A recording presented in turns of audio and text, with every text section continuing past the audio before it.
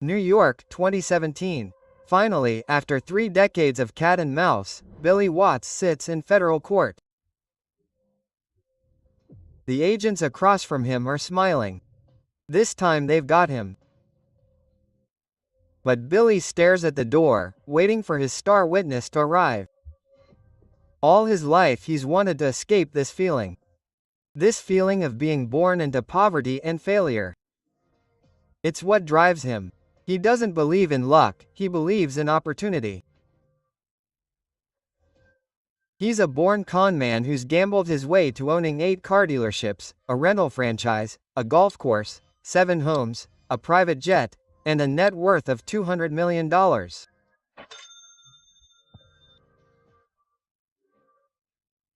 Everywhere he goes, he leaves a trail of losers, from golf course goers to billionaire bookies to mob bosses who don't want to mess with to lawmakers desperate to catch him. It's a high-stakes game, and now if they can finally prove he's broken the rules, it'll be a game Billy stands to lose. How did a Kentucky car salesman outsmart the Las Vegas casinos? To understand it, we have to go back to the very beginning. By age 19, Billy is a divorced father working full-time selling cars. It's a job he needs, but gambling is in his blood. His father gambled, as did his uncles and cousins, but right now his betting is going badly. His first wife just left him.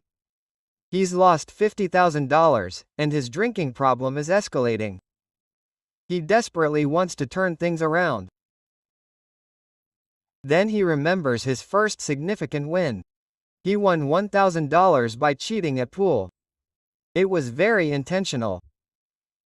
He pretended he didn't know how to play when in reality, he didn't. His logic is simple. You just need to know something that everyone else doesn't. You need a fixed edge. And what does he know? He understands human psychology and the concept of value. He cold calls until he's speechless.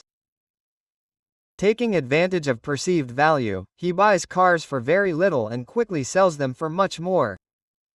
His philosophy is clear. In life, you are either a con man or you are being conned. If you look around and don't see the sucker, you are the sucker. Soon he knows every trick in the book. He is making $556,000 a year. A huge amount for 1969. But more money means bigger bets. In 1971, Billy makes the biggest bet of his life, his house, and loses it. But what he loses goes beyond that. His second wife also gets fed up and files for divorce. It is a devastating blow, but now he has it figured out. He knows how to make sure his bets win. With a new batch of used cars he starts again, and this time he is the one taking bets from others. He mimics the prices of other sports and applies a bigger margin with his smooth talk. He is no longer the sucker of the story. In 1979 he marries for the 3rd time. This time it is different. Susan is the love of his life and the money flows freely. But there is a problem. In Kentucky, gambling is illegal. He gets arrested, charged, and fined, but compared to what he's winning, it's not much. Now he's winning, so he decides to go all in. He leaves his whole life behind and moves to where gambling is legal, Las Vegas. To his friends, it's like an addict moving in with his provider. What are the chances that an alcoholic gambler with no financial control will survive in a city that eats addicts for lunch and dreams for dinner? He gives up alcohol, gets serious, and gets angry. He's sick of losing and getting punished when he wins. Someone's going to pay, and it's going to be the casinos and bookies of Las Vegas. He just needs to know the right people to do it, and it doesn't take him long to find them. Someone asked him how he got so good at gambling. Billy says. He said he got good at losing. It's 1981, and the last few years have ushered in an exciting new technological era, the age of computers. Computers are big and expensive, so they're not yet widely used in the gambling industry. They're seen as nothing more than a futuristic gadget, a kind of blinking queen bee staffed by men in white coats. Even a group of enthusiasts in Las Vegas known as the Computer Group doesn't even own a computer. Instead, they rent time on one nearly 1,500 miles away in Rockville, Maryland. Their goal: to understand sports betting better than the bookies themselves do. To learn, they focus specifically on college football and basketball. The group was the brainchild of Michael Kent, a math buff who got tired of designing nuclear submarines for Westinghouse, and Dr. Ivan Midland, a statistics geek who got tired of performing cosmetic surgery on New York celebrities. They're smart, but they need a con artist who understands how Vegas bookies operate, because secretly they're on the verge of something big. He teamed up with a guy who had an algorithm. Billy did it with pencil and paper, like everyone else at the time, except him. They get information from college coaches and multiple newsrooms and for the first time use an algorithm to predict value bets. What they're missing is the next part. With Billy on board, the computer group expands its operation.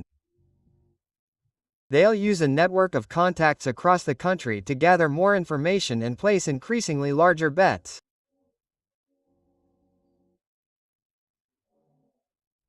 Armed with the additional information and a computer model of the true odds of a sporting event, the group can clearly identify where there's value in casino sports betting. So Billy puts the money on the table and milks them. Hard, really hard. The bigger the difference between the lines, the bigger the discrepancy and the bigger the bet he makes, Bill says. But that still doesn't fully explain their success. During the 1983-84 sports year, the computer group made an estimated $15 million. It's all because Billy knew how to dramatically increase his profit margin, and no one had yet caught on to his method.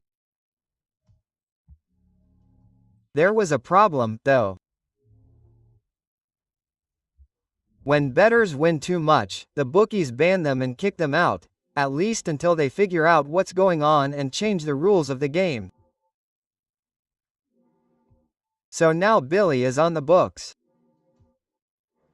The bookies refused to accept his bets, but Billy knew this would happen. He had already recruited a network of anonymous bookies who would place bets on his behalf, and with their help, his secret method of beating the bookies really began to take off. And how does this method work? Each bookie works in the dark, with no contact with one another. They range from low-profile employees to celebrities. Names like Bruce Willis and Floyd Mayweather are suspected. After a while, each is given a substantial sum of cash, say $50,000, and instructed to bet on certain outcomes. Sometimes, unbeknownst to anyone, not even the bookies themselves, they are simply not betting. For example, in a college basketball game they are told to bet on the favorite. The odds aren't very attractive, but they're not paid to ask questions. They're paid to make sure the news gets around the casino or the sportsbook. The computer group is betting big on the favorite. Soon, a wave of copycat bets inevitably begins to fall. And with all that money pouring in on the favorite in a low-volume college game, the bookmakers do what they always do: they adjust the odds. And this is where Billy makes his real move. He instructs other bookmakers to bet big. $250,000 or more on the underdog, which is now inflated in price. The bookmakers take the money because they're greedy, and by the time they realize what's happened, it's too late. Naturally, since the computer group has done its homework, the underdog wins. And before you know it, Billy has made his first $1 million manipulating the odds. He has the Vegas bookies in the palm of his hand. He's a shark in a pond full of fish. Or rather, it's a great white shark, the most dangerous gambler in history, according to Kenny White. The houses don't like this, and unfortunately for Billy, they're not the only ones. January 5, 1985. It's early morning. Billy is at home, in bed. The room is dark when two strangers come in and wake him. You have to get dressed.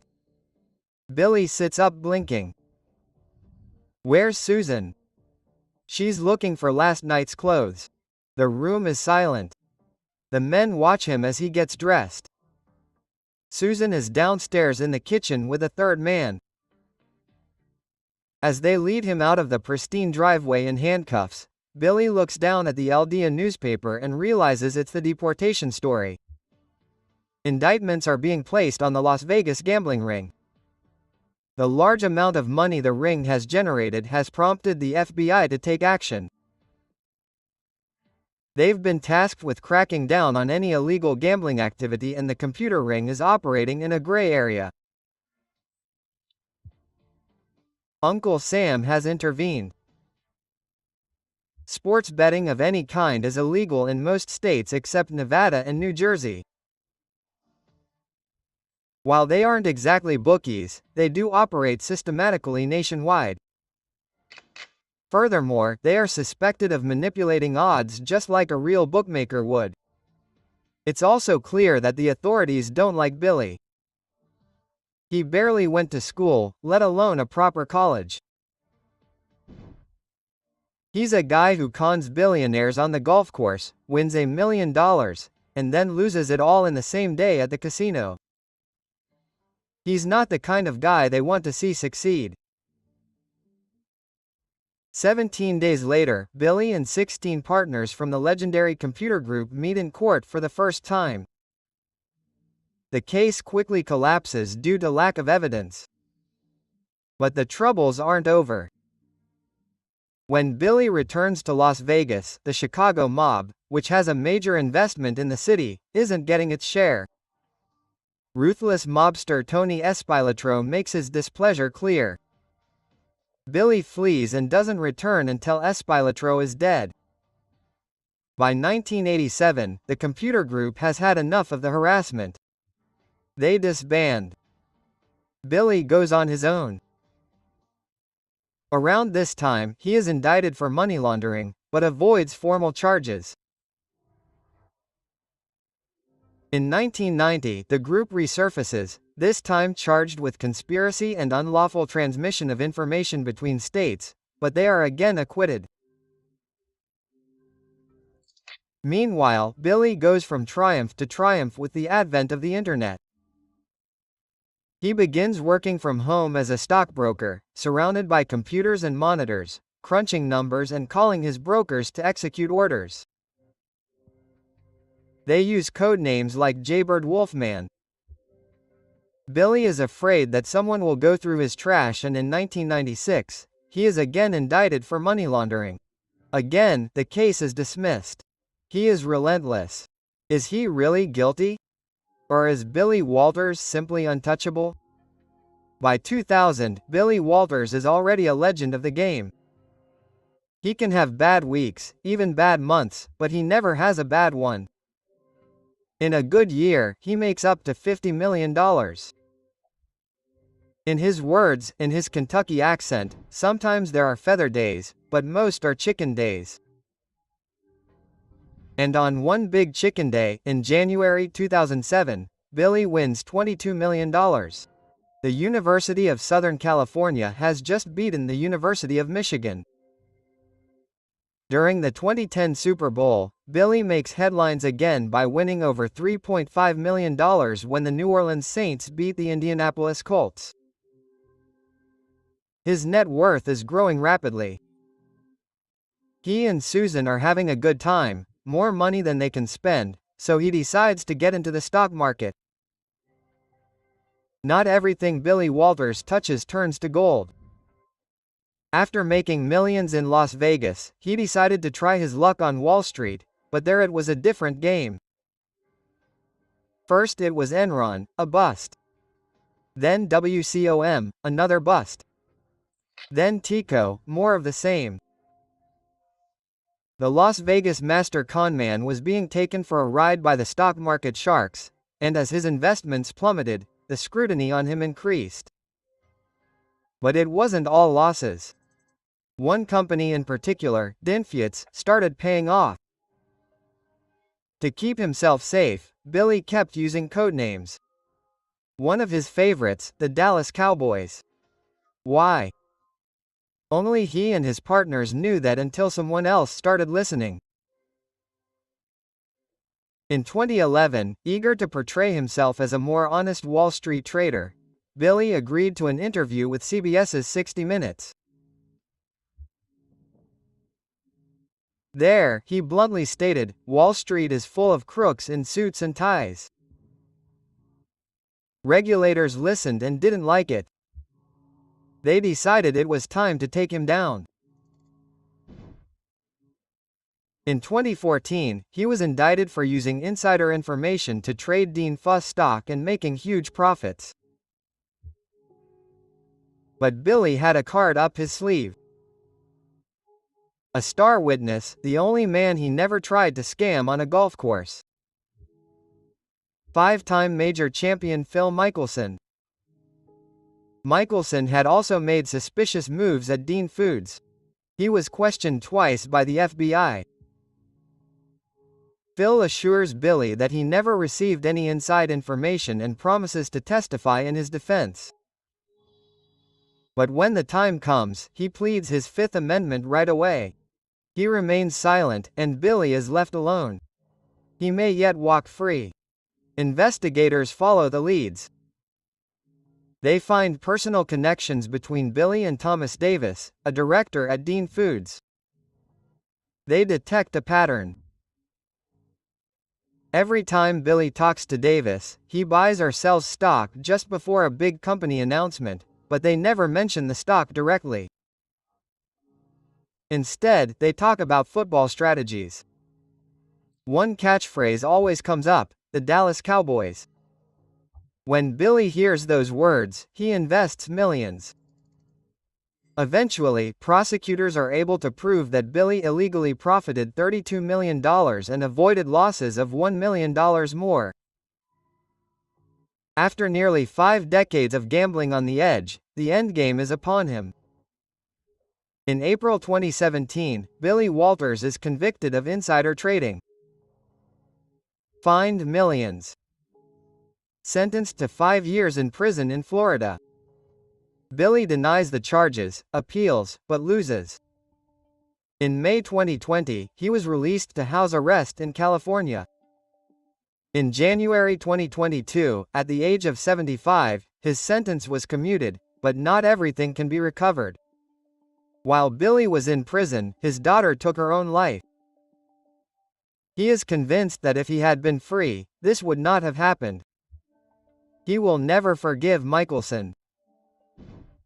The golfer's lawyers argue that his testimony would not have changed anything, that the evidence was overwhelming. Today, Billy has put his gambling days behind him. He dedicates his time to the Billy Walters Center for Second Chances, an organization that helps former prisoners reintegrate into society. His legacy is divided between genius and controversy. Gamblers, stockbrokers, and federal agents across the United States breathe a sigh of relief. Or perhaps he still has one last ace up his sleeve. What do you think? M.